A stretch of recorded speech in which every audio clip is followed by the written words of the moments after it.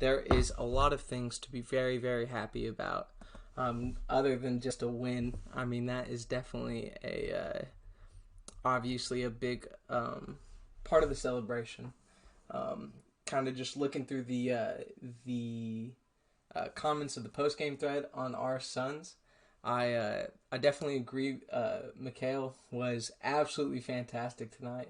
I am so happy to see him not only attacking the basket and getting several plays run for him specifically in the pick and roll, but just seeing the quick trigger. We definitely saw a lot of times in his rookie year where he was almost hesitant to shoot, which is not what we want to see. And even last year, he definitely had some shooting moments where he wasn't, I don't know. I don't know. He wasn't necessarily afraid to shoot, but he would hesitate with defense closing out on him. And tonight, we didn't see any of that. He was letting them fly, especially those corner threes, fed to him in a handbasket by the motherfucking Chris Paul. I still cannot believe that he is a Suns. Like it still hasn't completely registered. It's funny. I was talking with my Mavs fan buddies during the game. It's weird seeing him on commercials. Like those are honestly significantly more hype than they used to be. Chris Paul is washed, dude. Okay, I understand it. He definitely one of the notes that I took pretty heavily in the first half was about his kind of lack of aggression. I don't think he's going to be a 16 points per game guy for us. I think he'll be a 12 and 8. But yeah, he slept exactly. He slept through 3 quarters, but still came up huge. And it's one of those things where you can still clearly see that CP3's talent is still all there. It's not like he's a shell of himself. He's still getting into the mid-range incredibly easy. There are several times, there are probably 7 or 8 different times tonight, where he had an open mid-range after his little sidestep jump jump stop that he does. But rather than going up with the mid-range, he's looking for that corner 3, or he was looking to feed Ayton. And I think his impact on the Suns will be significantly more than the stats say. I mean, it's the reason why it's 16 and 8. Appreciate the follow, by the way. But it's the reason at 16 points and 8 assists, he was a second-team All-NBA player. Like, he was a second-team All-NBA player, not because of the stats, but because his actual contribution and what he contributed to the Thunder. Like, what he actually, like, the actual impact he had. And the best way I can explain that impact, from what I saw with the Suns tonight, was not only his tenacity attacking the rim and feeding Ayton, but he is, and I've seen this before, this is not news, but as a Suns fan, seeing it in a Suns jersey fucking excites me, is his ability to attack specific defenders while trying to free up other guys. And the best example I can have of this is when Cam Johnson was in the corner with, I want to say, a couple of minutes left in the third quarter. Luka was guarding Cam Johnson. Cam Johnson was sitting in the corner. When Chris Paul was attacking the basket, he wasn't looking for the mid-range. Not once, not a single time during that drive did he look at the rim. But rather, he was looking straight at Luka. And he drove into Luka. He came from the opposite side, drove into Luka. Luka steps up, thinking Chris Paul's going to go up for the layup. And just right out into the opposite corner was Cam Johnson, sitting nice and pretty open for the 3. And it's one thing when you have a great passer like Rubio who can get his guys shots, that's great. But when you have a guy like Chris Paul who can not only get his teammates shots, but can get them wide open shots in motion, like that is, I'm telling y'all, we are going to see some elite shooting out of the Suns this year, and I am hyped for it. I'm hyped for it. Ayton shooting way too much, too many 17-foot turnarounds in the fourth. Yeah, no, I completely agree, and that's one of the main clips that I have on my Twitch channel is talking about how, damn, I want to see Ayton in the low post. But the thing, it really excited me. Obviously, Ayton wasn't necessarily as big of an impact as we would have liked to see. I mean, the 3 fouls in the first quarter, kind of like, what can you fucking do? One of them was a stupid foul where he hit Kleber in the face. The first one was such a dumb call, And then the third one, the over the back, which, like, sure, technically it's the correct call, but Embiid's not getting that call. Jokic isn't getting that call. He's going to have to get the respect of the refs before he stops getting those stupid foul calls called on him. But what I was saying is, what I was extremely excited to see is that we ran 4 plays for him in the fourth quarter while he had 4 fouls in the low post. We literally were running back screens and back picks for him to cross through the lane and have Willie Cauley-Stein or Kleber on his back, low post, 3 feet from the basket. He had 2 where he dropped it right over him, 1 that he missed, and then 1 that he ended up kicking out because Lucas stepped down. But the best way I can describe this is that straight out of one of the timeouts in the fourth quarter, the first thing Ayton does is he runs and he seals Willie Cauley-Stein backside, and Chris Paul lobs it to him. Willie Cauley-Stein fouled him there. But what that tells me is Monty is fucking calling low post offense plays for Ayton. He is going to get those low post offensive touches, and not only is that a fucking great thing because that's his best skill set by far, but it's a fucking fantastic thing because what we've seen is the moment Ayton realizes he can bully a guy like Willie Cauley-Stein, he fucking bullies him.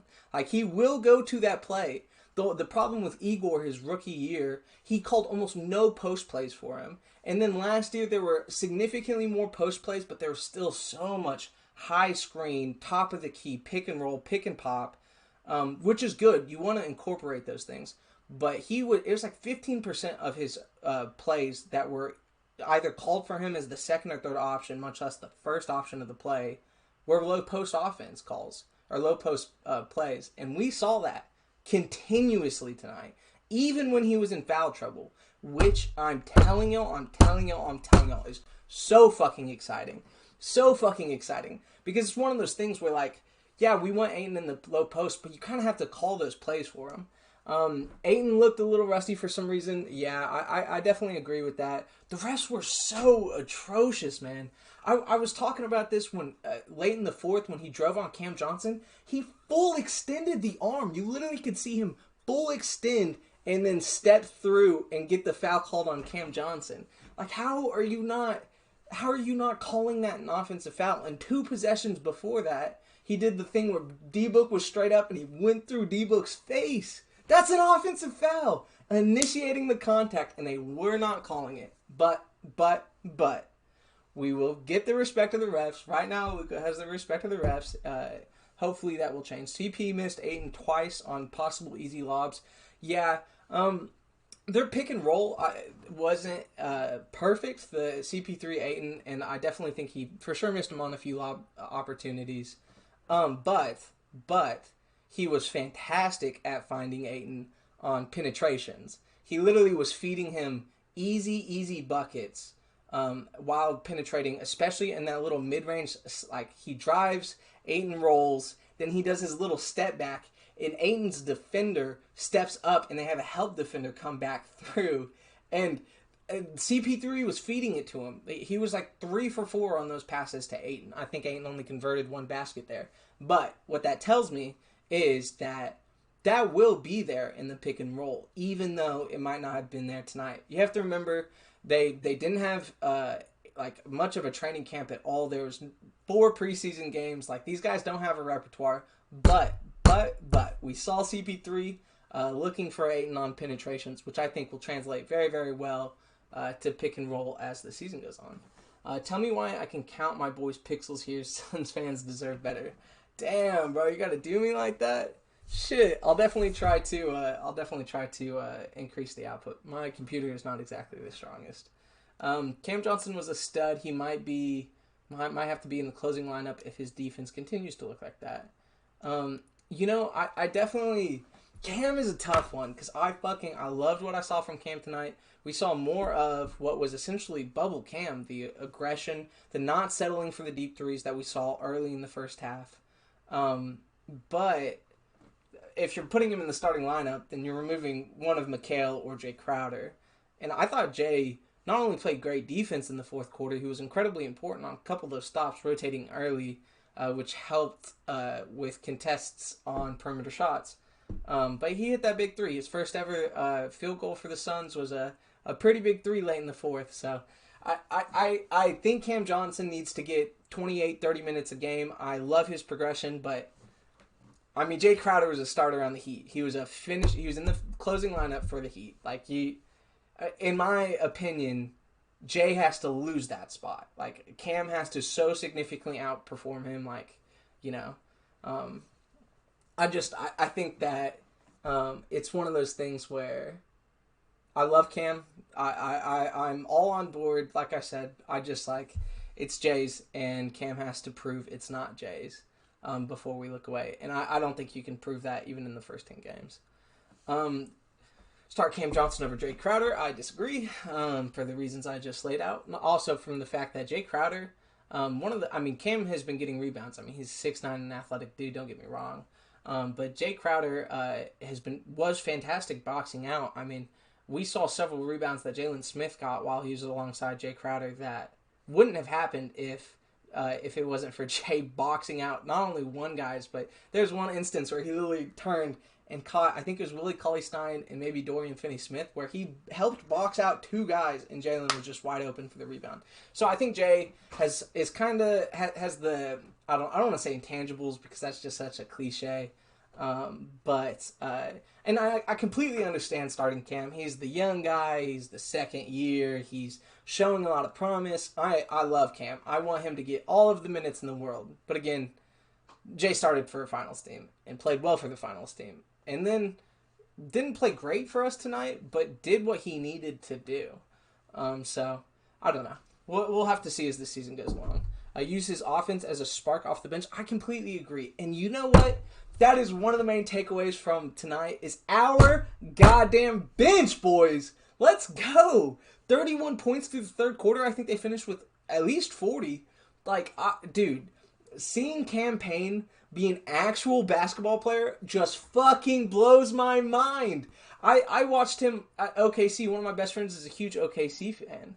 So I just wanted to read all those comments. Thank you for the follow. I greatly appreciate it. But I watched Cam at OKC. I saw 10 games of him whenever he was on the Bulls. And he was a wreck. Like, he was bad. He was so out of control while driving to the basket. His shot wasn't falling, and his confidence went to shit, so they booted him to the G League. And I'm telling y'all, he looks fucking legit. And I'm trying not to overreact because I've been a Suns fan for a long time. I watched 60 games of Isaiah Thomas too. But 60 games of Isaiah Cannon where everybody thought he was the godsend, and then we realized he wasn't that good. I watched Tyler Ulis hit a stealing buzzer beater 3 against the Celtics, and we were all like, we have our point guard. No, we didn't. So I have seen enough. Mike James, Elfrid Payton, I could continue. We have seen bad players have good games. But the thing I am loving what I'm seeing out of Cam Payne is not only his aggression, but his confidence. He has a controlled aggression that I was not seeing in Chicago, and I definitely wasn't seeing in OKC. He's fast as fuck. His jump shot is purdy. Like, it's purdy. And he's, I don't know. I love to see him playing so well. And I have a lot of faith in Cam Payne. But Cam Payne, Javon, Galloway, man. That dude has a fucking strap on him, dude. That man's got a goddamn strap. That dude, his release is, and I mean, I watched a handful of the games of the Pistons. It shocks me how fast this man's release is. Like, it doesn't make sense. Like, how fucking quickly he gets the ball off.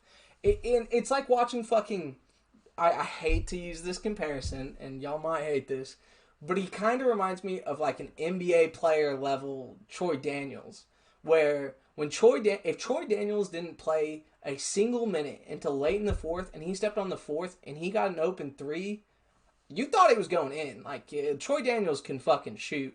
But the reason I am bringing him up is just his ability to come off the bench and immediately light it up. Not in rhythm, not anything, just fucking shoot. And if we have an NBA player version of Troy Daniels next to Chris Paul and Devin Booker, 2 fantastic playmakers, ooh, oh, it's gonna be beautiful.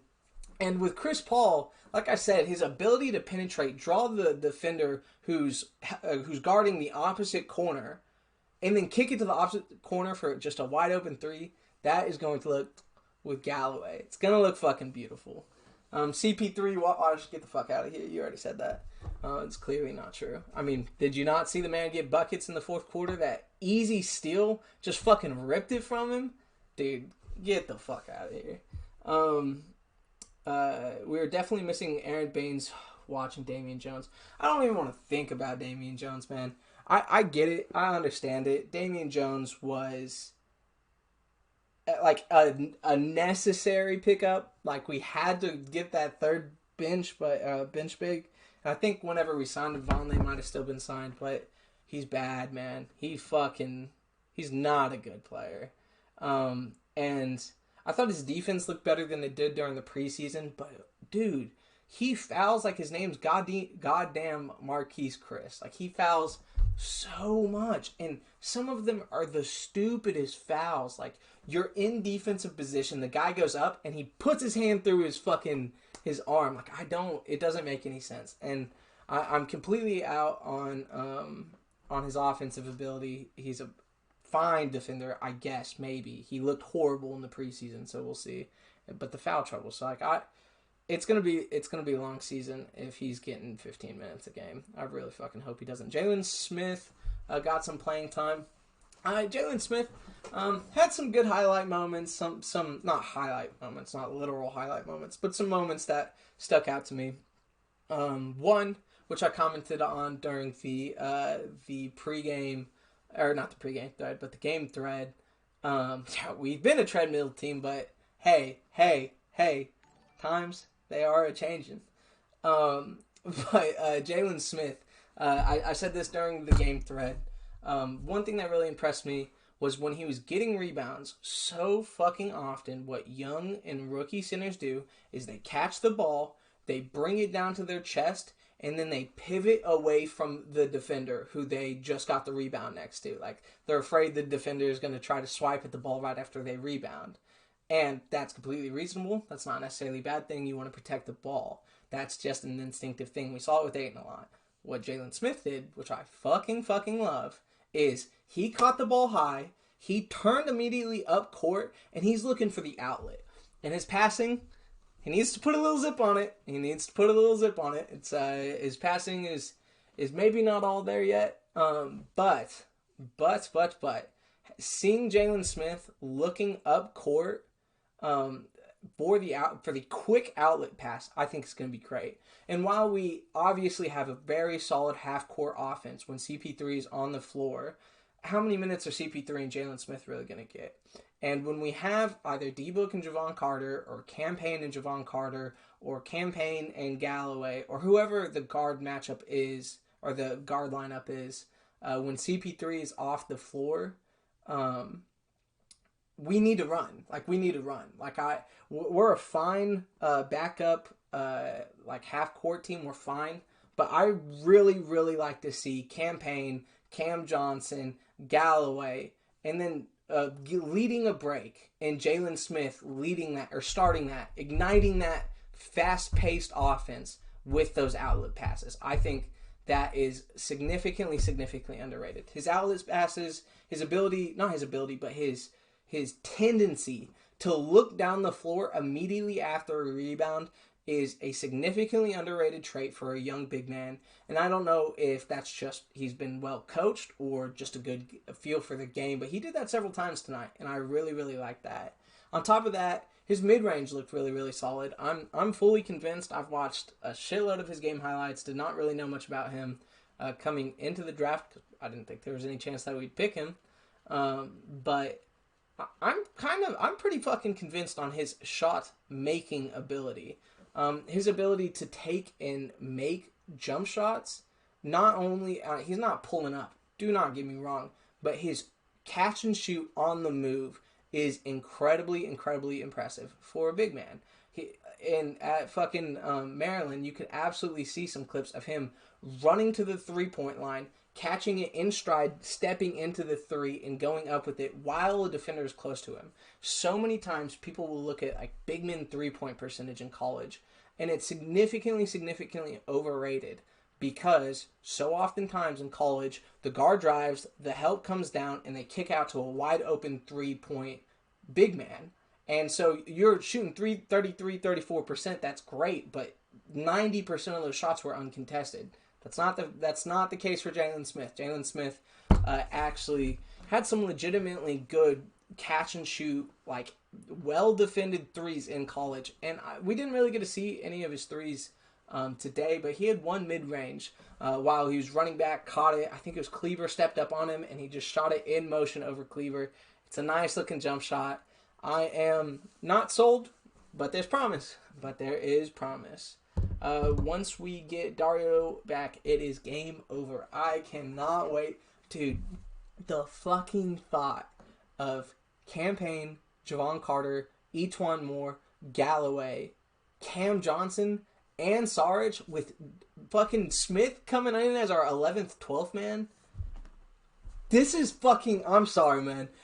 If y'all have been Suns fans for a long time, you fucking feel me on this. We have a good backup unit, man. We don't have to fucking watch Jamal Crawford pound the ball 15 times every possession this year. It's fucking crazy, man. We don't have to watch Marquise Chris taking awful shot selections. Like, we don't have to see Dragon Bender only take the widest open shots as in a backup unit. We don't have to watch Isaiah Cannon and Tyler Ulis just desperately playmaking while Troy Daniels stands at the top of the key and doesn't move.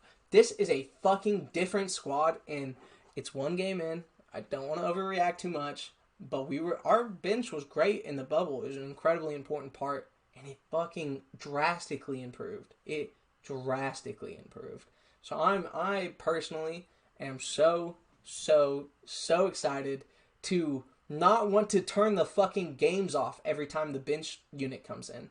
I watch no less than 60 to 70 Suns games every single year, and there are so many times where, like, a couple years ago when I was still in college, where I would have homework to do, but I would be keyed in on a Suns game. Oh, here comes the bench unit, and there goes my attention to my homework or something else. And I really don't think that'll be a problem this year. I legitimately love watching Galloway play. I love watching Campaign attack. Watching Javon Carter just be a fucking bulldog on defense. It's beautiful, and it is fucking beautiful. Completely forgot about Sarge. He gives even more depth. That's what I'm saying, man. Like, we are a deep fucking squad. Sarge should probably be our 6th man. And he's fucking... We had a great bench without him. It's fucking beautiful, man. It's fucking beautiful. Even the Frank the Tank is better than Damian Jones. I don't want to see him on the court ever again unless it's garbage duty. Me too. Me fucking too. I am, I don't want to say I'm a Damian Jones hater, but I am fully out on this man's capabilities. Just not... Didn't see shit during the preseason. Didn't see shit whenever he was at a brief stint in Atlanta. The Golden State fans say he has nothing going for him. I'm not saying he's... obviously, he's an NBA player. And, I mean, he's on a roster. He's getting minutes. So, like, it's hard to say he's just trash. But, like, fuck, man. So Frank the Tank, and that's the thing, is Frank looked good next to Aaron Baines. He just was horrible as our backup center. He's not a good center. But when he has a big body next to him, playing next to Sarge or Jalen Smith, I'm all in on Frank getting 5-10 minutes a game. All in on that. Just hope that we don't have to see him get 20 minutes a game at center like we did last year while Ayton was suspended and when he tweaked that ankle. Don't forget watching Josh Jackson. Yeah, trust me, I won't fucking forget watching Josh Jackson. I thought he was the fucking...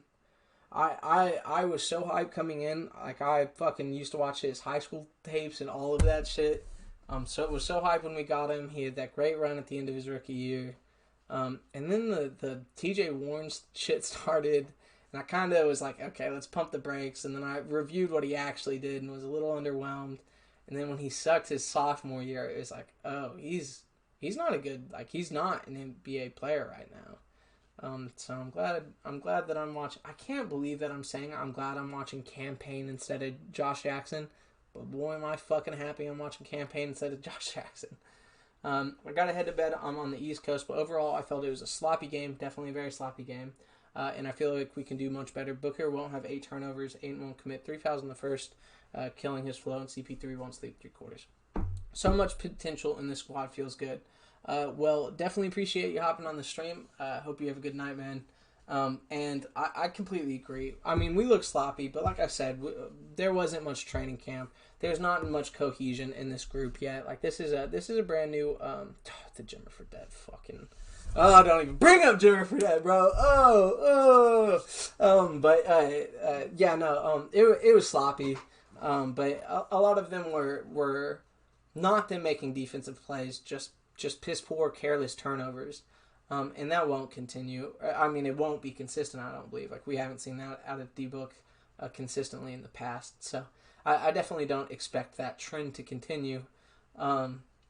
With the CP3 sleeping through 3 quarters, I will not be shocked if in the first 3 quarters for the season he averages like 8 and 6. And then in the fourth quarter averages 6 to 8 points and another 2 to 3 assists. He was kind of like that with OKC last year too, where he was the floor general for the first 3 quarters. He would let the game come to him. He would execute the offense, make sure everybody was flowing correctly, making sure to not only get his guys looks, but get his guys excellent looks, which we saw tonight. And then when the fourth quarter came up, that's when the man went to work. And I personally am completely okay with that. I think not only will that be huge in the development of Mikal, Cam, and Ayton, most importantly fucking Ayton, but, I mean, D-Book is a closer, but he's not always a closer. You can't expect a guy to consistently show up every single night in the clutch, and I mean, we saw that tonight. He hit that great mid-range to put us up by 5, do not get me wrong, but he obviously went cold in the fourth, and it was looking like, oh, we've seen this before. If D-Book's not hitting his shots, then we're kind of fucked in the fourth quarter. Nope. We got fucking Chris Paul now. We have fucking Chris Paul now. He was like second in volume and burst in efficiency in clutch time, which was like 2 minutes within a 5-point game or something like that. Like, he is a dog down the stretch, and we've needed that. D-Book is a dog, but there have been so many games where it's been a close game, D-Book's been eaten, and then his shot he can't find it in the fourth, and we die hard. If D-Book's shot is not going in the fourth, these last 3 years, we weren't winning those games. Literally, like, the only game I can think of where D-Book went cold and we won the game was when Oubre went fucking nuts in Charlotte last year. Like, those were games that we were consistently losing even last year. This year, if D-Book has a bad fourth quarter or has a bad 4-minute stretch, which is fucking reasonable for an NBA player, we have fucking Chris Paul. We have fucking Chris Paul. Literally one of the best clutch players of his generation. Like, I fucking love it, man. I fucking love it so much. It's just a treat to watch a full game of NBA quality basketball from this team. It's been a long, long time. Dude, us all fucking deserve this. We fucking deserve this. After watching 28 minutes of good basketball and 16 minutes of G League dog shit every single fucking year that D-Book has been on this team, is just like, it's been fucking infuriating.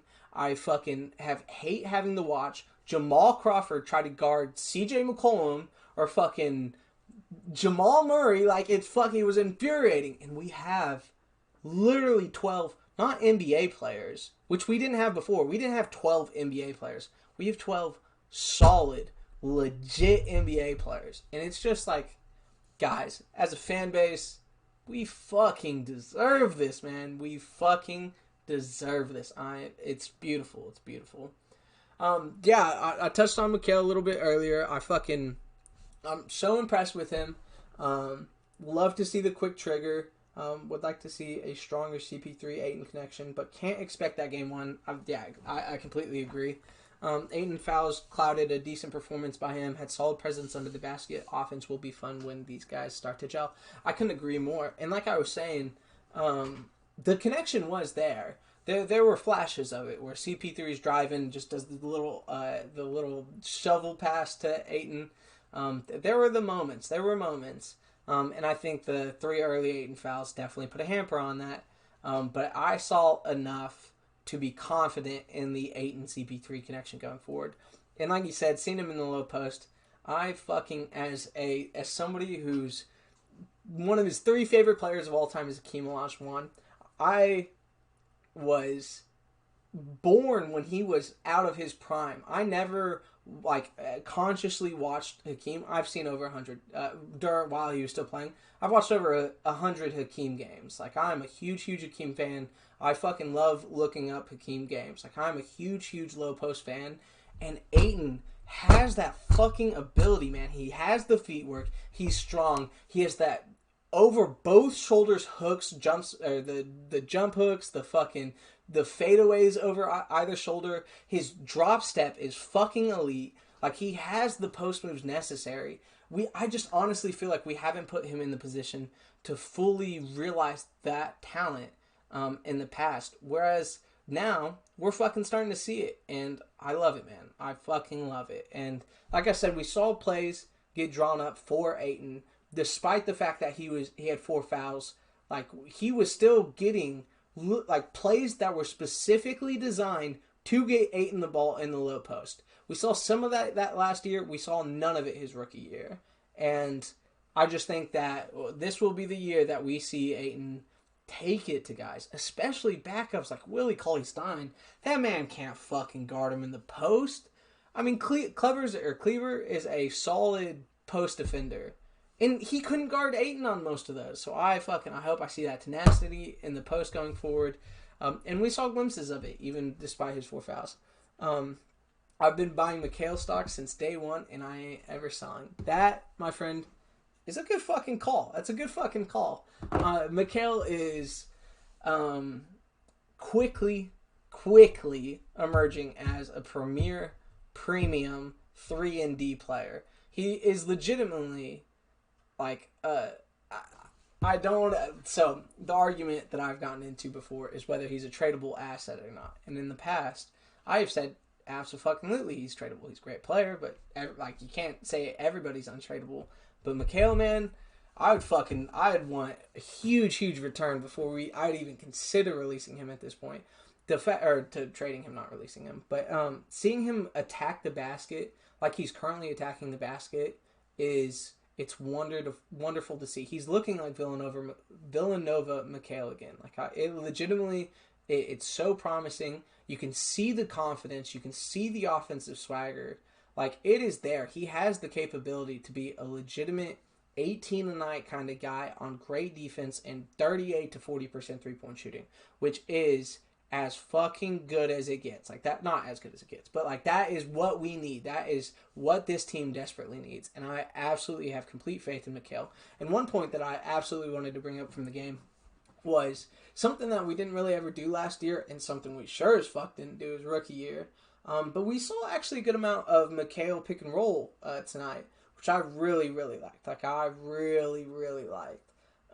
It's one of those things where Mikal's maybe not the best passer in the entire world, but he's a smart decision maker.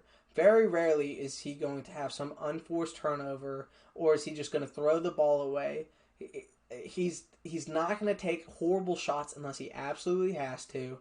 Like, he is a solid, steady ball handler. And I am all in on seeing him run the pick and roll with Ayton and attacking that mid-range.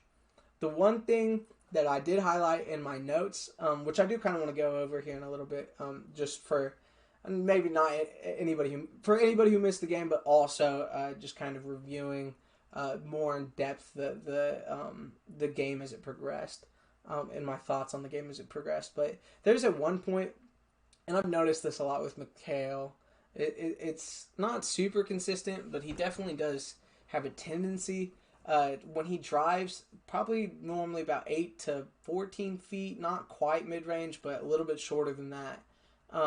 He fades away too much. He fades away, and dude, you're 6'8" with fucking, like, insane wingspan, like a fucking insane wingspan. You don't need to fade away on those shots.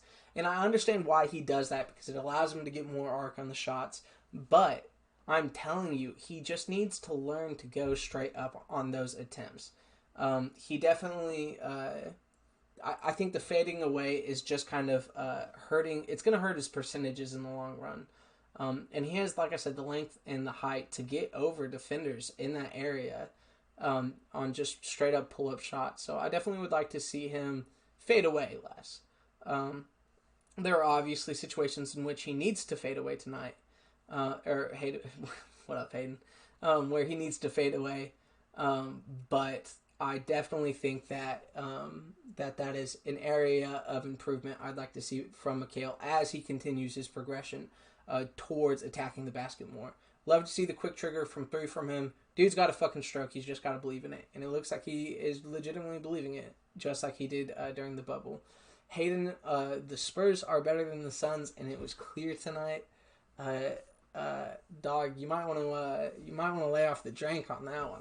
I don't fucking know about that one. Isn't Derek White your best player? Isn't that what I heard you say one time?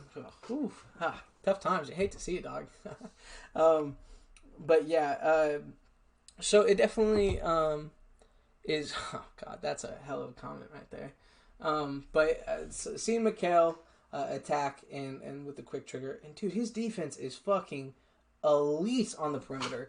I would like to see him bulk up a little bit because there were definitely a few instances where Luka bullied him on drives, and we've seen that in the past with Mikal, where as long as a defender is an offensive player is moving east to west, he's elite, and if he can keep the guy in front of him, like he's not allowing him to get around him, but if he's late on a rotation or if he's helping out and the guy is in the middle, of a drive, then Mikal often kind of gets bullied a little bit. So I would like to see him bulk up a little bit, and I think if he does that, he'll be an all defense level player. I want Mikal to have a Kawhi type progression. Look, man, I don't want to shit on anybody's parade. Over at our Suns, I love y'all. I love your optimism. But here comes the destructive part of my name, where Mikal's not Kawhi. He's not. He doesn't have the playmaking ability of Kawhi. And we're seeing playmaking out of Mikal. I'm not saying he's not a playmaker, and I love to see the progression of Mikal as a playmaker.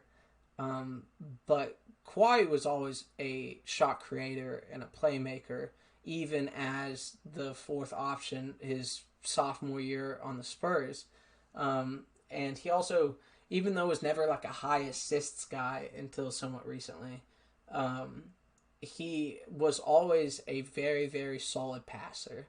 And Mikal makes the right passes, but I'm not sure I just don't think that his abilities are currently at where Kawhi's were at the time.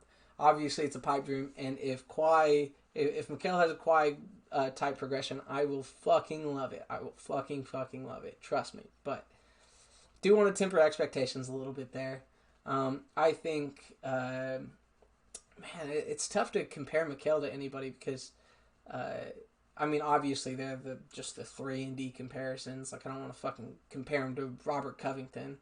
But I think, I definitely think I like him as a 3-and-D guy and a tertiary playmaker, whereas Kawhi, even in his second and third year, when he wasn't averaging like the box score, he would still run a significant amount of the offense. And by his fourth year, he was a straight up ISO player.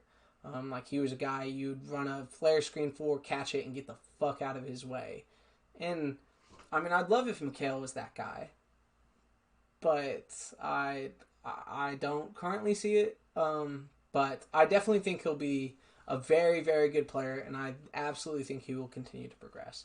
I don't want to just shit on Mikal. He is a legit fucking bucket. Do not get me wrong, but Kawhi is some high-ass expectations. I completely agree. He doesn't have the defensive... he's got the defensive IQ, I want to say. Like, he's a very, very smart defender. His wingspan is fucking nuts. It's longer wingspan than Kawhi's, I believe. But the thing that separates Kawhi from Mikal is Kawhi, even at a younger age, was significantly stronger, as well as the fact that he's got the fucking MJ hands, which Mikal obviously does not have.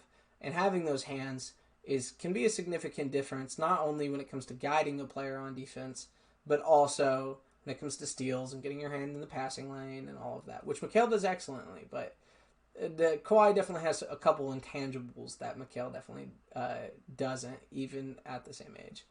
I think Kawhi is a top 3 to 5 defensive player in the league. Don't see Mikal as that, but I think he will be a great player for the Suns. No, I definitely, I could see him being a first team All NBA, but almost more in the vein of like a Marcus Smart, where Marcus Smart's a All NBA defender. He's one of the best guard defenders in the entire league, one of the best perimeter defenders in the entire league. But when people bring up, is he the best defender in the league? Nobody really, I think his not ceiling, he could be greater, don't get me wrong, but his realistic ceiling would be that second tier of defenders where he might not be in the defensive player of the year conversation, but will be continually in the first team all defense conversation. Am I crazy to think he can be more than a 3-and-D guy? Absolutely not.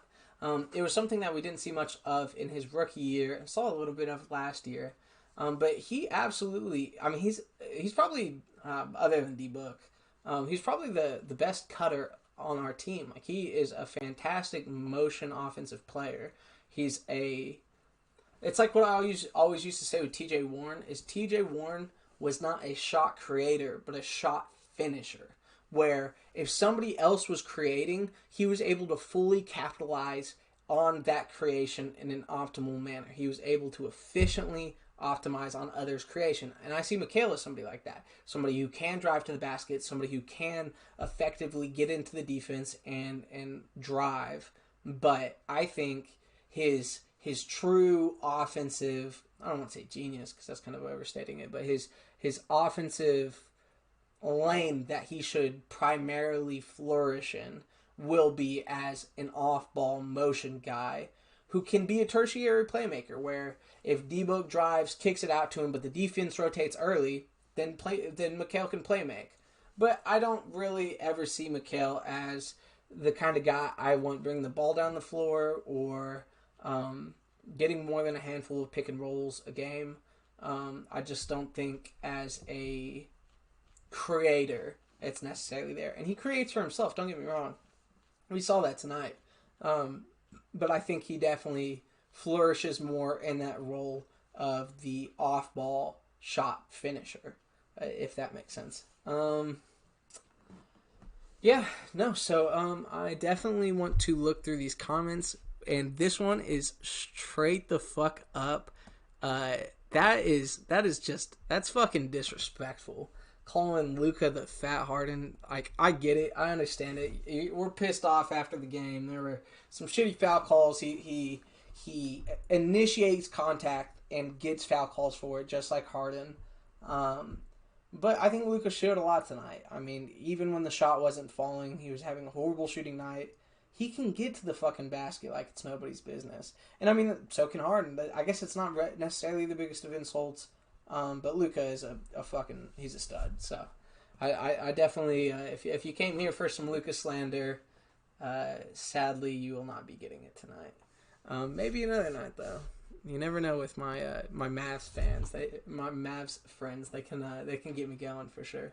I think fans are just salty we didn't draft him, and I love DA. No, I completely agree, and I get it. Like, I mean, I'm a little salty, so like I understand it. And to see not only him be a good player, or a great player, but see him be a great player who uses fouls to his advantage, like, that's not fun to fucking watch anyways. That's my absolute least favorite part. I love Lillard. I love watching Damian Lillard play, but my least favorite part of Damian Lillard's game is the fucking step behind the screen, wait for the defender to come over, initiate contact with that defender coming over the screen, and then just draw the 3-point foul. I fucking hate watching that. My least favorite thing in basketball. It literally, like, it takes me out of the immersion of basketball. It fucking kills the momentum of the games. It kills pace. It's foul hunting. It's offensive initiating contact. It should not be a fucking, at the very least, that should be a take it out of bounds kind of foul. But that being said, so like I understand why it can be frustrating to watch Luka, and I understand the jokes and animosity, but I don't want to indulge that too much on this stream. Because, I mean, he's obviously a great player. We were pretty ass and still beat a good team. Can't be worse than Isaiah Cannon starting opening day 2 years ago. Fuck, I forgot about him starting. Oh, my God, Isaiah Cannon did start for us. That was fucking sad. Is that when we got stomped? Wait, 2 years ago? 2 years ago would have been Monty. I was thinking 3 years ago when Earl got canned after 3 games. No, we still had Bledsoe at that point. That was the whole tweet. But, yeah, no, it's fucking nuts. We didn't play very well tonight, but we're a good team now. Like, we can play poorly and still do well. So it was incredibly promising. Our bench looked fantastic tonight, but I definitely think that there are definitely higher highs coming for this Suns team. We were sloppy in execution. D-Book had some pretty bad turnovers. We just had a couple sloppy moments, and I want to attribute that to the lack of training camp, the lack of team cohesion. This is an almost entirely new team. So like it'll take some time, don't get me wrong, but it's promising, man. It's fucking promising. As a GM, it makes more sense to take Ayton to pair with Booker rather than taking Luka. No one would have known. Yeah, I completely agree, Hayden. And it's I just think that it's one of those things where obviously nobody knew that Luka was going to be a fucking generational talent, which is fucking frustrating. But I think that Ayton can optimize D-Book in a way Luka wouldn't. And I think that although Luka and D-Book would be great together, don't get me wrong, I definitely don't think that's how you fully realize D-Book's talent. And I think that pairing D-Book with a hopefully dominant low post scorer, I mean, we've already seen the effects Ayton has on D-Book's game, where 3 years ago D-Book would drive into the lane, he'd draw 3 defenders, and he would either have to throw it up over him or fucking lob it to a 38-year-old Tyson Chandler or kick it out to fucking Marquise Chris. Like, the dude had fucking nothing to work with, and now he's driving, and Ayton's sitting on that other post, or the other block on the post, and that defender isn't hard helping anymore, which has skyrocketed D-Book's finishing efficiency. Like, we've seen that. Like, you can go look at the statistics. Like, he is a better finisher now than he was 3 years ago. And I'm sure he's actually improved in that area, but a significant amount of that is Ayton. And I think they pair well. Obviously, if you could do it all again, you'd probably pick Luka. But I do agree that the pick of Ayton wasn't a bad pick. And I mean, if Ayton turns into an all-star, then, like, you know, if our consolation prize is a fucking all-star big man, boo fucking who, you know? I feel bad for the Kings, though. That sucks. That fucking sucks. Yeah. I completely agree, Hayden. I mean, we see that a lot, where Luka is absolutely a creator, but he's an insanely ball-dominant creator, which is, I mean, he's fucking super talented, so, like, he should be. But I do like to see D-Book with the ball in his hands at least a little bit for play creation. I think he works excellent off-ball, but you don't want him off ball all game. Like, he's too good of a creator, too good of a shot creator for that. And I think it would drastically decrease his opportunities. It would increase his efficiency. Playing with Luka would increase his efficiency significantly. But in terms of his own actual play creation and shot creation and just shot attempts, I definitely think there would be significant negative effects. God, fucking... I hate Igor. I fucking hate Igor. I'm not gonna get into Igor too much. I fucking hated Igor, man. I was so excited to when we first got him, because all we ever heard was, oh, the player development and such an offensive genius. Dude, that was the ugliest coaching. He was the worst coach in the NBA that year. Like, he was atrocious in my opinion. Like, fucking horrible. I could go on a 2-hour rant on how bad Igor was and how, like, specifically areas he was bad in. But I'm not going to do that because we got Monty Williams now. And we're fucking looking ahead. And I'm so excited. And so I'm not going to bark down that tree. Broke. Game was ugly. Woke. We won an ugly game for once. Let's go. We won an ugly game. It's beautiful. That's what good teams do. That's what good fucking teams do, man. And like I said, like, obviously D-Book's an incredibly clutch player. Don't get me wrong. But like I said, he's not going to be able to be clutch every single night. And so having Chris Paul to close out those ugly games, it's going to be fucking huge for us. It is going to be fucking huge for us. We played dreadfully in stretches and got the win. That's what playoff teams do. And the thing is like, we didn't play great. It definitely was not our best showing. But, I mean, we did a lot of things incredibly excellent. Our spacing was elite. And Chris Paul's ability to draw defenders when he drives. See, that's the difference between him and Rubio. Rubio is an elite passer, just like Chris Paul. But Rubio is not having that help defender step up a step early or a second early to defend that mid-range pull-up. He's just not. And what Chris Paul is able to do is he's able to draw the defense in. He's able to compact it, which not only allows the perimeter players to flourish, especially whenever there's flare screens, back cuts, and just motion, but we will also see that significantly help Ayton. Like I said with D-Book before, defenders would step over off of the big man, and D-Book would be fucked because he couldn't just feed it to Tyson Chandler to go eat in the post. And while D-Book has already had that element with Ayton, that's where most of his assists to Ayton come from. Chris Paul is elite at that. He's fucking elite at that, and it's gonna be great to watch. It really is gonna be great to watch. Our bench won this game. The Cams killed it, dude. The Cams did fucking kill it. I couldn't agree more. But yeah, no. So I definitely want to just go ahead and while I still have some people on the stream, thank you all for checking out the stream. I genuinely appreciate it. I do just want to kind of go through some of the notes. Yeah, the Ayton fouls early, the 2 early fouls that hurt, and the third and the first, it fucking killed his aggression until the fourth quarter. But we did get to see some aggressive Ayton. And like I said, seeing them draw post plays up for Ayton despite foul trouble is that's huge. That's absolutely huge.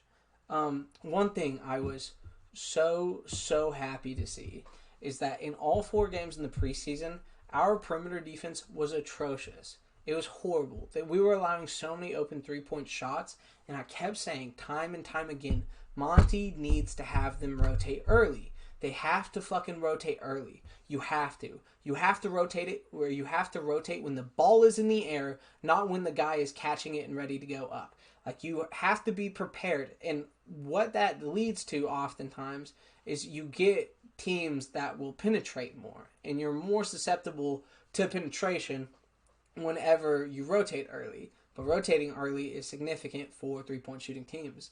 And I don't know if you've fucking been watching the NBA recently, but all NBA teams are 3-point shooting teams now. All of them. Not a single fucking NBA team is not a 3-point shooting team. Not always a 3-point shooting team, but all of them at least have one lineup where they are a 3-point shooting teams. And in those situations, you need to rotate early. And I get why we haven't done that in the past. We didn't know if Ayton could be that physical, shot-contesting big man who would attack penetrators on defense. He would go after them. He wouldn't let them come to him, but he would meet them halfway. I've seen enough out of Ayton now where I want to test the big man. Rotate early, let them penetrate, and meet Ayton. Let's let that fucking happen. And we did that tonight, and it fucking worked. The Mavs are an elite offensive team. I believe they had the highest offensive rating in NBA history last year. And granted, there's a lot of caveats to that, especially when you adjust for pace. But yeah, see, they averaged 117 points last season. They had 102 tonight. Like, we played excellent defense. And I think a large part of it was us rotating early, which gives me so much hope. I was coming into this game thinking like, fuck, the Mavs are just going to shoot us out of this game, like just like the Jazz did in the second game, just like AD did in the third game, the preseason game. But I honestly just think Monty didn't want to show what we were doing on defense in the preseason, because our defensive game plan looked significantly different tonight. And I think it was legitimately, like, it was huge for us. It was legitimately very, very big for us. So the rotating early, helping on the perimeter shots, was significant. And I saw that early on. I took that note like 2 minutes into the game. Like, it was immediately obvious that our defensive plan had changed. And, I mean, it had an immediate effect on the Mavs. They came out fucking shooting horribly. I think Luka was 0 for 5 before he hit his, or 0 for 6 before he hit his first field goal.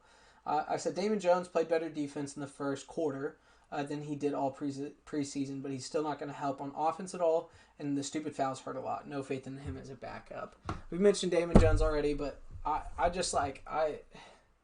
he needs to be in the G League, man. Like, I don't know if the talent isn't there or if he's not confident on offense. But he disappears on offense, and like, we don't need that. We don't need somebody, just a body to set screens. We can fucking sign that anywhere. And his defense did look better tonight than it did in the preseason, but that's also because he fucking looked like a dog shit defender in the preseason. He was getting fucking killed during the preseason by guys like Derek Favors. So I was pleased that his defense was at least a little bit better, but the fouls are atrocious. He's no help on offense. He's he is an underwhelming rebounder. Like, he doesn't do anything that well. He's not contributing to the team. And if Dario doesn't come back soon, and we're playing in 15 minutes tonight, we're going to lose to a team we shouldn't lose to. So calling that here. One thing I did find incredibly interesting is coming into this game, I had just assumed that the first two guards off the bench would be Etuan and Galloway, just because they're established players. The first guard off the bench was Campaign. And not only that, but he proved why he was the first guard off the bench. And that does not happen unless if he's impressing in practice. And from what I saw during the bubble in those 8 games, and then what I saw tonight, and a little bit during the preseason, Campaign is just a fucking different player. And I can't believe I'm saying this, but I am happy that he's getting those minutes. He deserves those minutes. He's a legitimate backup at this point. He's faster than most NBA players. His shot looks nice, and he's finishing incredibly well at the rim. That mixed with his speed, like, it's great. He's trying on defense. When he's matched with Javon Carter, he gets a lot of deflections. So I'm excited to see Campaign this season. I really, really am excited to see Cam this season. Let's see. What else is worth talking about? Mikal shooting the 3 well. Would like to see him stop fading away on pull-up jump shots. Mentioned that already. Dude, one thing I love post play. Like, it's my favorite. Seeing a big man just fucking back down another big man is beautiful. And one of the most important things in post play is feet work. And one thing I was really, really impressed by, and I mean, I've seen it from Ayton before, but it looked like we were actually specifically trying to highlight this, was Ayton sealing in the first quarter before he got his third foul. CP3 drove up the floor. We put it in the corner, and Ayton got his leg around the inside leg of Kleber, sealed him off, caught it, and immediately drop stepped. And it was impressive. Like, getting that leg locked on Kleber where he couldn't do anything. Kleber's a big dude. He's a good post defender. Not a great post defender, but a solid post defender. And Ayton fucking bullied him on that seal. Like, if you go watch that play, he fucking sealed him off so easily. I need to see more of it. I fucking need to see more of it, and I am optimistic that we will see more of it. Chris Paul unaggressive in the first quarter with some nice passes, trying to run the offense. It's very clear that through the first 3 quarters, he was trying to be the quarterback. He was trying to be the floor general, spread it out, make sure all the other guys are involved. And I'm all in on it. I don't need Chris Paul to score 20 a night. In fact, I would rather Mikal score 20 a night than Chris Paul score 20 a night. That's not saying Mikal's going to be a better player than Chris Paul, but I just think that Chris Paul, his effect on this team will not be I mean, in the clutch, it'll be creating buckets, which will be incredibly important. But I think for the first 3 quarters, his real impact on this team is is being the floor general that he is. He's one of the greatest floor generals of all time, and no amount of age is going to take away from that. And his ability, like I've said several times already, his ability to not only create looks for his teammates but create wide open looks is beautiful. He's great at finding the weaknesses of a defense and then capitalizing on that later in the game. And I just think that is so significant. Appreciate the follow. Thank you so much. Hope y'all like the AI hitting Tyloo with the crossover and stepping over him for the follow notification. I fucking love that play. Jalen Smith looks solid switching on to guards when he switched on. Oh, another follow. Thank you so much. I genuinely appreciate it. Jalen Smith looks solid switching on to guards. Specifically, Brunson got to make free throws. That is one thing I was actually pleasantly surprised by. Is there were several instances which we were just switching, which we did all of last year, so that's not even remotely surprising. And Brunson tried to isolate onto Jalen Smith, and Jalen Smith held his own. He's a little bit slow-footed. I don't know if he's the most coordinated person in the world, but he's a big body, long wingspan. He can allow some space to be created and still get good contests. And he's an athletic guy. He is legitimately athletic. I think he needs to work on his hip movements, opening up the hips when turning, not only for help defense, but for opening up to close out, or not to close out, but to follow a offensive player that's driven by him. But the signs are there. He could be an asset in switching on pick and rolls. If he can become a solid big man perimeter defender, then that's significant. Will Cam Johnson continue to be the third or fourth leading scorer for this team? That's a fucking good question. If I had to guess, dude, Cam's probably the one that's the most tough. If I had to guess, the top 4 will be D-Book, Ayton, Chris Paul, and Mikal. So I'd probably put Cam or Dario. One of those 2 will be 5th in my opinion. But he's absolutely one of those guys that could be the second leading scorer on any given night. We saw that several times in the bubble.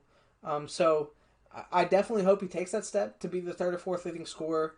But right now, I think he'll just kind of be our primary offensive threat off the bench. Not necessarily what our offense is focused around, but the one who capitalizes the most on our offense, if that makes sense.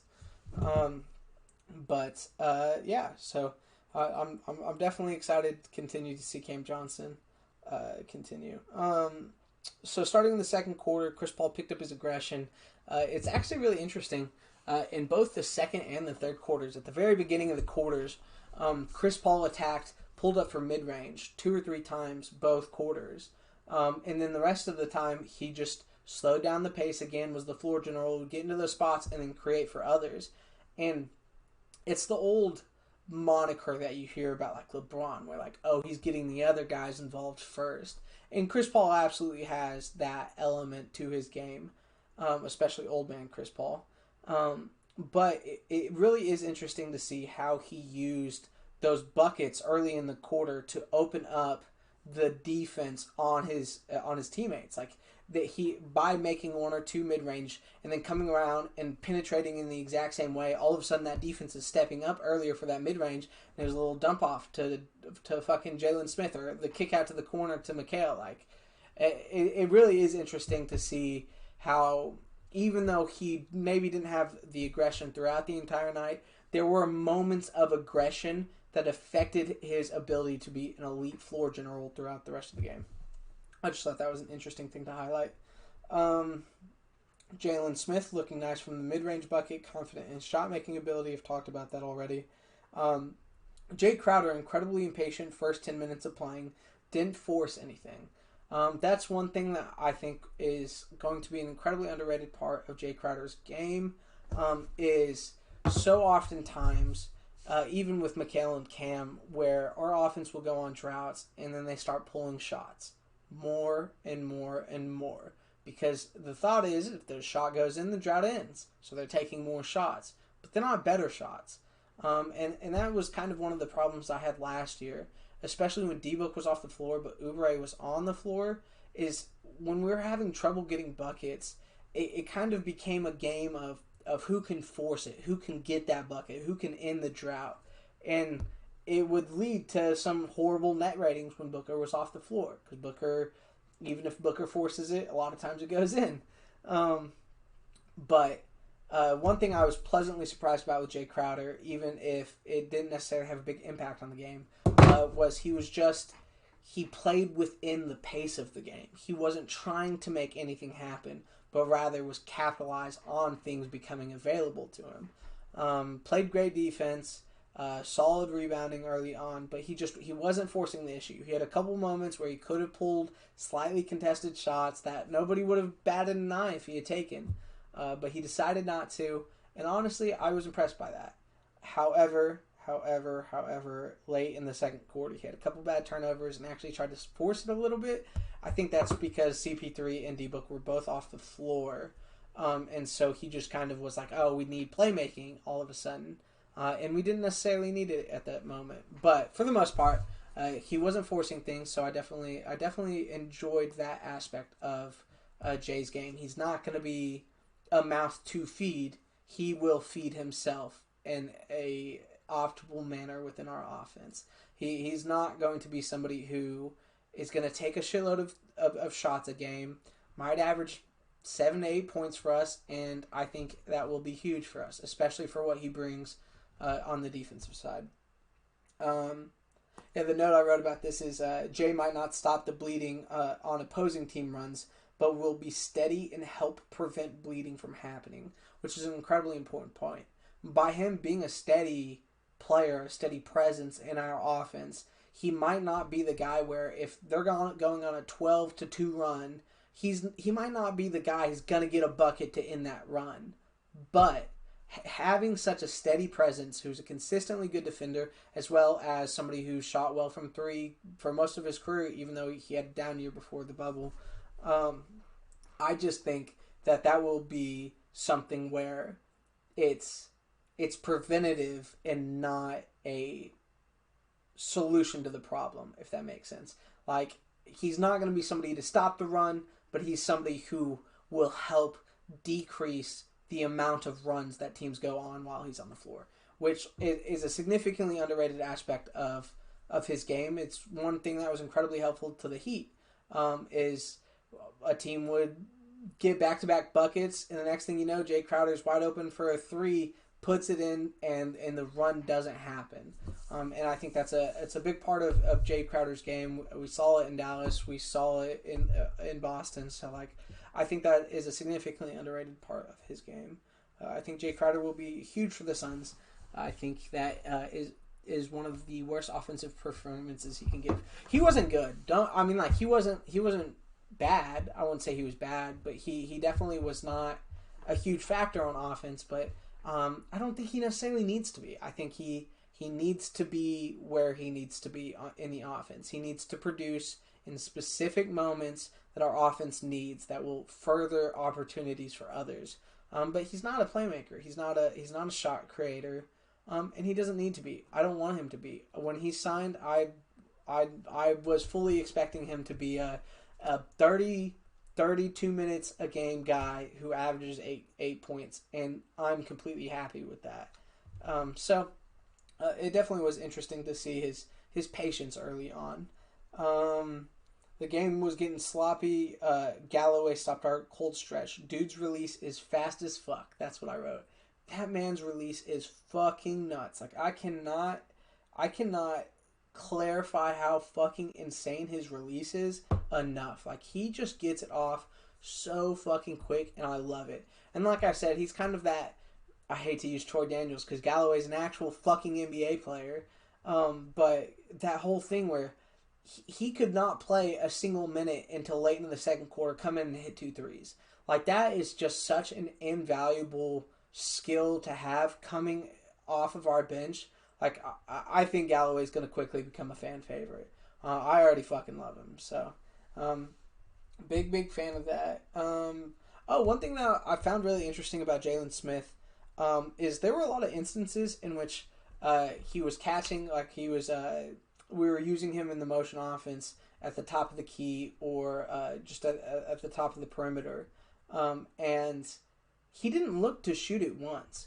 I mean, he was a good 3-point shooter in college. Like I said, he actually looked like a legitimately good shooter. His shot looks nice, but he wasn't looking to shoot it whenever he caught it at the top of the key, even when the opportunity was there, which I thought was really unique. I definitely want to see him shoot those more times than not. But I understand kind of working him in the offense and telling him, like, hey, 15 seconds into the shot clock, you catch it at the top of the key. Unless you're wide fucking open, don't take it.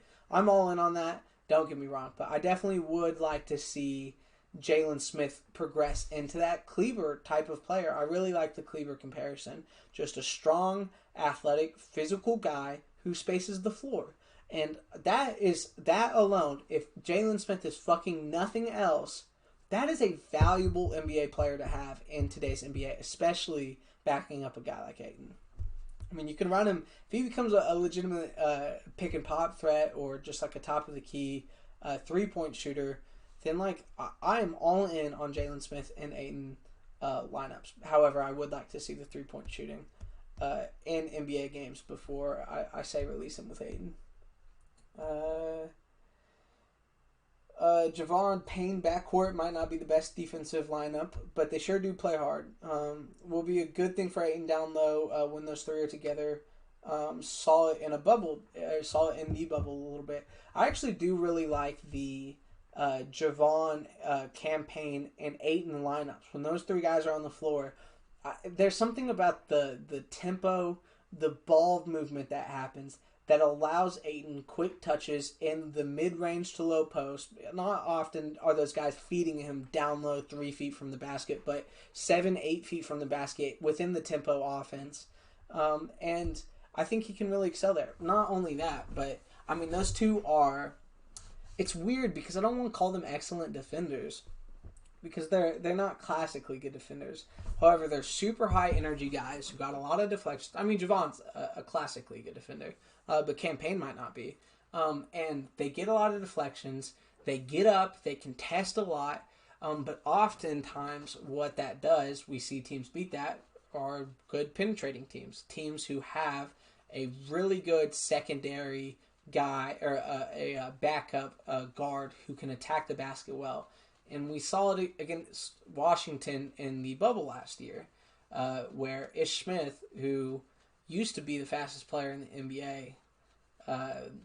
Put some respect on that man's fucking name. But he kind of tore us up a little bit off the bench with the Javon and Campaign lineup. And it's understandable because, like I said, he's a fast guy. He can get to the rim. And those guys are hounds. They play up into the offensive player. And that's really good for shooters. That's a good way to move shooters off the line. It's a way to really get players uncomfortable. But it's not great for players that drive.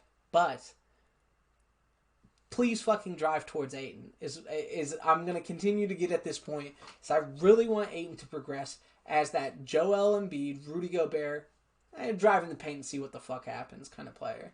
And I really do believe he has all of the athletic attributes to do it. And we see moments of it. I mean, we saw it with the Luka block. Luka put his shoulder into Ayton, couldn't fucking move him, took a little step out and tried to fade it over him, got blocked. And I mean, we see it all the time. We saw Trey last year drive in on Ayton, and Ayton throw that shit into the fucking second row. Like, he has this ability, and I think it can be fully realized, especially in Campaign and Javon Carter lineups, which is also one thing that I'm a big believer on, and why Igor fucking sucked, is staggering player minutes. I'm a big believer in staggering player minutes. I mean, some of the best teams stagger heavily.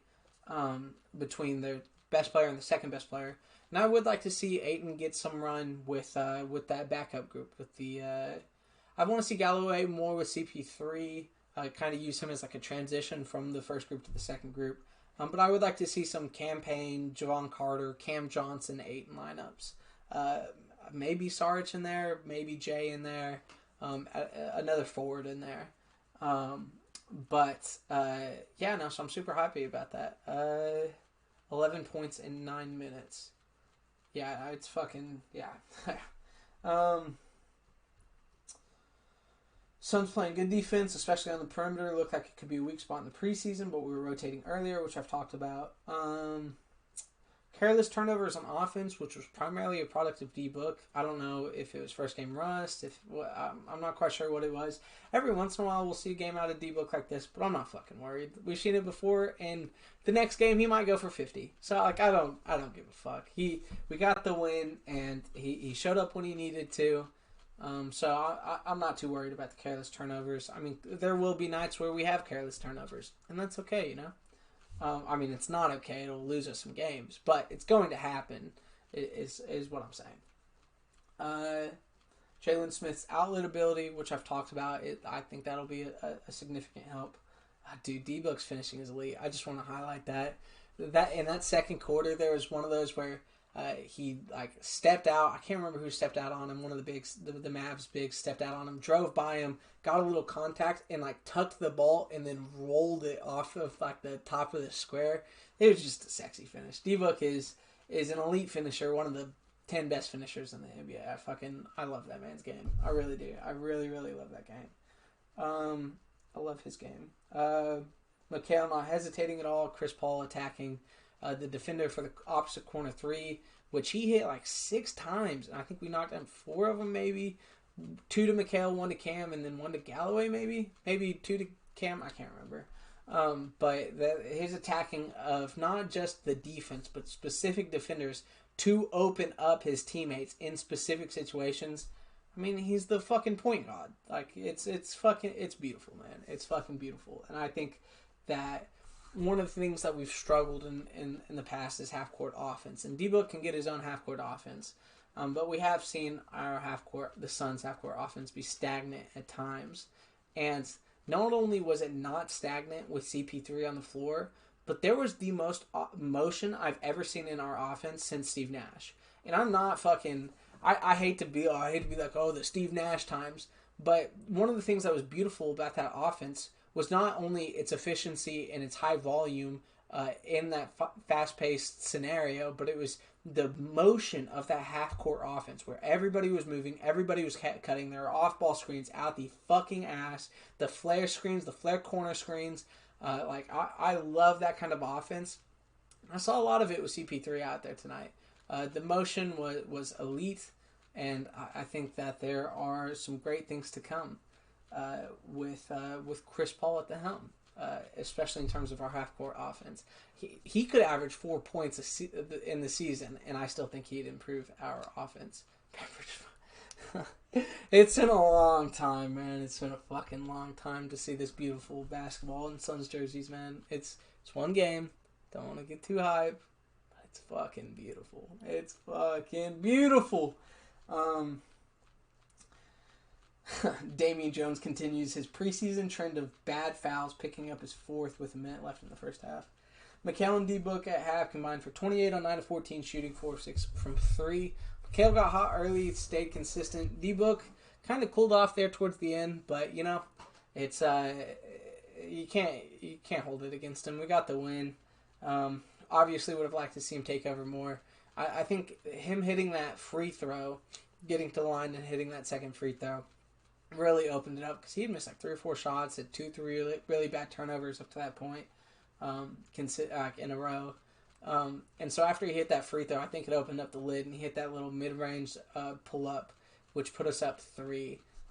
And so it was good to see D-Book finish strong finish relatively strong after starting out the game really hot.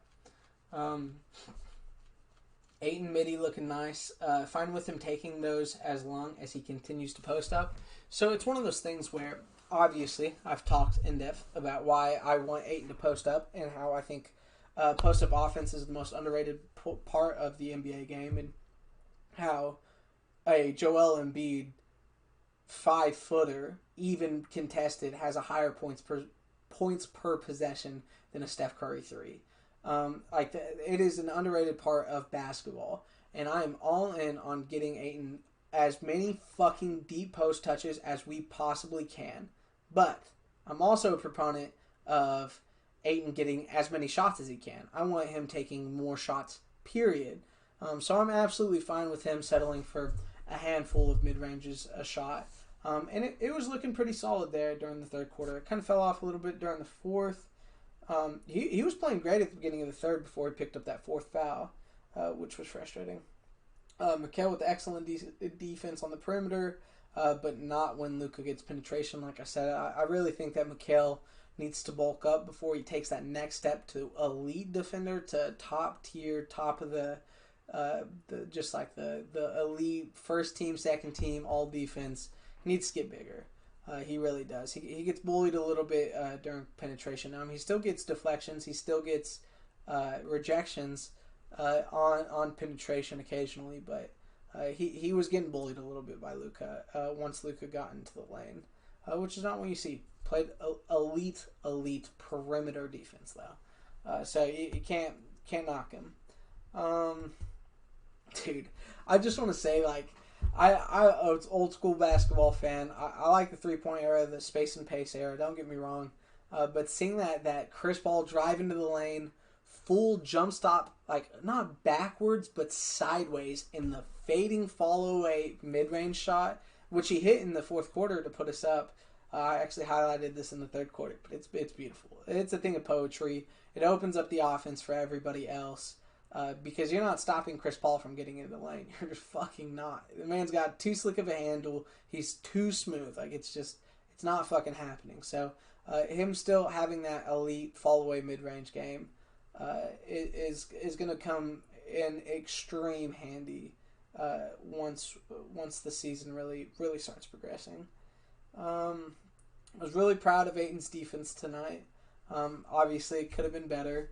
But he had some really solid contests, especially in the third quarter before that fourth foul.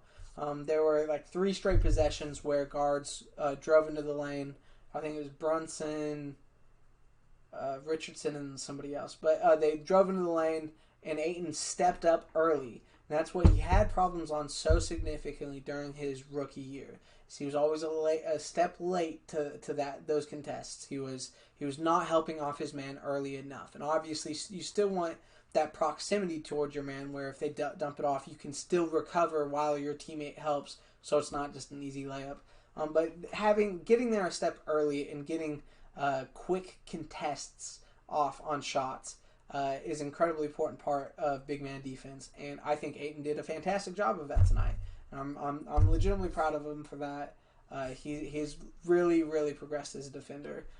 He might not be an elite defender, but he's a very good defender now, and that's definitely something to be proud of, especially from where he came from his rookie year. Like I said, after a timeout, Ayton ran straight to the deep post and sealed off Willie Cauley-Stein, and CP3 instantly fed him. Love to see drawn-up post plays for Ayton on weaker defenders out of timeouts. A sideline play that was drawn specifically to get Ayton 3 feet out from the rim. It's what it's beautiful, man. After watching that fucking atrocious, just high pick and roll, high pick and pop, high motion at the 3-point line from Ayton, where he's not even looking at the fucking rim, to seeing out of bounds plays being called for him to get the ball 3 feet from the rim, it's beautiful. And I love Monty Williams. He's a blessing for that. And that's where Ayton eats. I mean, when he's got Willie Cauley-Stein on him, why isn't that our fucking first option? Willie Cauley-Stein gets bullied by Ayton. Like, Ayton he suns that man. So why the fuck would we not take advantage of that? And we haven't taken advantage of that nearly as much as we need to. And I mean, there have been games where we take advantage of that. Like, I mean, when we saw him put up 28 or 29 on the Clippers with Montrezl Harrell, he was going at Montrezl. And it's because Trez was too small, too weak, too fucking slow for Ayton. And guess what? So is Willie Cauley-Stein. Willie Cauley-Stein does not have the fucking strength to keep up with Ayton. So I am all in on especially getting Ayton that deep post position against like the backups, or when we play like a Jared Allen or Cody Zeller. If that man doesn't get 6 to 7 deep post touches, like not just deep post touches where they drive into the rim and dump it off to him. I'm talking specific plays to get him posted up in the post, in the fucking lane, and dump it off to him. I need to see more of that. I really need to see more of that. And we saw glimpses of it tonight. And I think that if Ayton hadn't gotten into foul trouble, we would have seen even more of it. Yeah, the fourth foul really hurt. Really like to see Payne attacking Kleber. There were like 3 or 4 possessions in a row, 2 of which he got layups on. Dude's a crafty finisher. Like, he really is a crafty finisher, and he's fast as fuck, just blowing by Kleber. So it just is one of those things where I'm continued to be impressed by Payne, and not only his skill but his confidence. He's driving under control. He's backing out, so he gets the offensive rebound. Kleber is now on him. He takes it out, bounces it, waits for Kleber to step up onto him, and then just fucking takes him to the rim. And it was smart, and it was impressive, and I think it just shows not only his confidence, but how under control he is now, which is a significant difference from what we saw in Chicago with Campaign. The Mikal pick and roll, which I highlighted, definitely was interesting. I love to see him attacking off the screen rather than flaring for the 3. That is definitely an incredibly important point. When I talked about how we ran some Mikal pick and rolls, which we saw in the preseason, saw a little bit in the bubble, but hadn't seen much before that. And Mikal had a tendency when coming off screens with the ball, like on-ball screens, to kind of step out towards the 3-point line rather than attacking the basket, and he would only attack the basket if the hedge guy didn't immediately step out. If somebody was hedging, then he would kind of flare out to the 3-point line and not attack the hedger. For anybody who doesn't know, the defender of the screen man taking a step out to stop the drive. That's a hedge. And when somebody would hedge on Mikal as the ball handler, he would just kind of step out to the 3-point line.